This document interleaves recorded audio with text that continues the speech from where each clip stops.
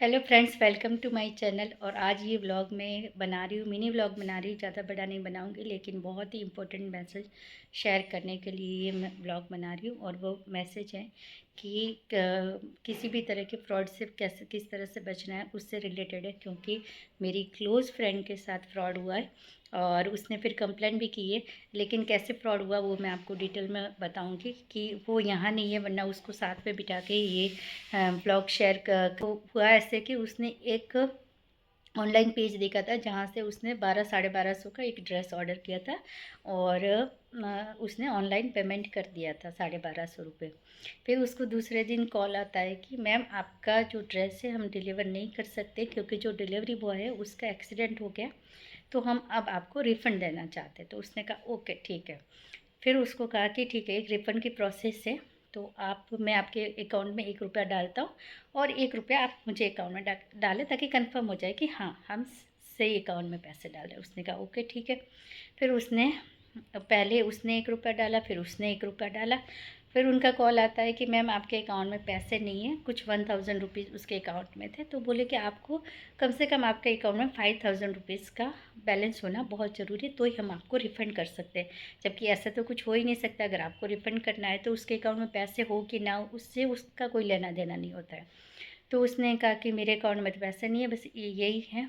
तो कि नहीं, आप अपने अकाउंट में 5000 का बैलेंस करो, तो ही आपके अकाउंट में पैसे हम लोग डाल पाएंगे रिफ़ंड, अदरवाइज़ हम नहीं डाल पाएंगे। तो थोड़ी देर तो वो सोचती रही कि क्या करें, लेकिन फिर उनको क्लिक हुआ कि ऐसा तो कुछ होता ही नहीं है कि इस तरह से।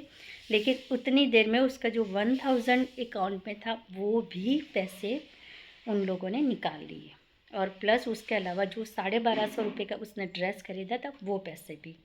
उसके बाद उन्होंने कंप्लेंट भी करी। और तो पहले तो ये है कि किसी भी इस तरह से पेज से शॉपिंग ना करें।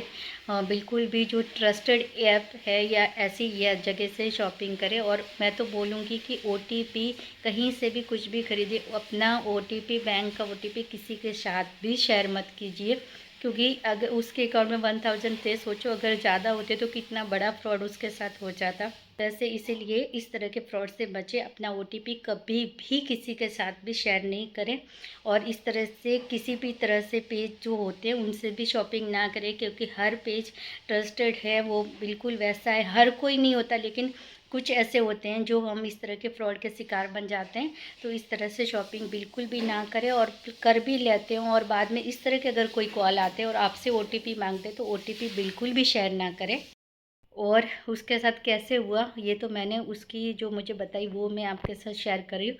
लेकिन मैं उसको भी बोलूँगी कि वो अपने खुद से बताए कि आखिर किस तरह से क्या हुआ था। और ये व्लॉग अगर मैं आप डाल रही हूँ, अगर आपको पसंद आता है और दूसरे लोग भी इस तरह के फ्रॉड से बच पाए, इसीलिए प्लीज़ इस वीडियो को ज़्यादा से ज़्यादा शेयर कीजिए, कि ताकि कोई भी दूसरा इस तरह से अपनी ओटीपी शेयर ना करे और उनके अकाउंट से पैसे ना कटे। तो ये बहुत इंपॉर्टेंट मैसेज है, बहुत ज़रूरी व्लॉग है। तो प्लीज़ इसको ज़्यादा से ज़्यादा शेयर ज़रूर कीजिए। पसंद आए तो वीडियो को लाइक, शेयर और चैनल को सब्सक्राइब जरूर कीजिए। और ब्लॉग को बहुत ज़्यादा शेयर कीजिए। देखते रहते हैं ऑनलाइन कुछ ना कुछ पेज चलते रहते हैं और पसंद आता है, कहीं अच्छा दिखता है लेकिन उस तरह से आता नहीं, और इस तरह के फ्रॉड हो सकते हैं। तो बचने के लिए कि ओटीपी नहीं शेयर करना है, क्या क्या हुआ, कैसे हुआ, तो ये व्लॉग में मैं डालूंगी। तो व्लॉग को शेयर ज़रूर कीजिएगा, ताकि इस तरह से फ्रॉड होने से दूसरे लोगों को हम बचा पाएँ।